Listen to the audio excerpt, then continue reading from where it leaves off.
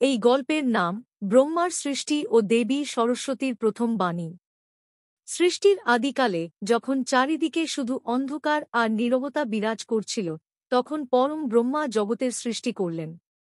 কিন্তু সেই সৃষ্টিতে ছিল না কোনো সুর, কোনো ভাষা, কোনো জ্ঞান, সবকিছু যেন স্থবির।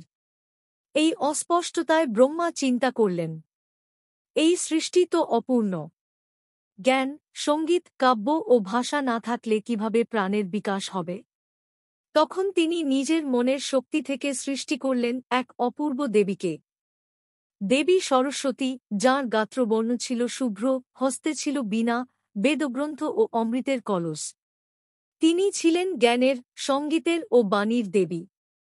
দেবী সরস্বতী আবির্ভূত হতেই চারদিকে বেজে উঠল বীণার মিষ্টি সুর, নীরবতা ভেঙে ছড়িয়ে পড়ল শব্দের জাল।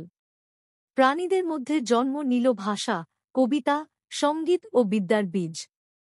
দেবী সরস্বতী তাঁর বাণীতে বললেন, হে ব্রহ্মা, আমি তোমার সৃষ্টি জগতে জ্ঞান, বুদ্ধি ও বাণীর অধিষ্ঠাত্রী হব।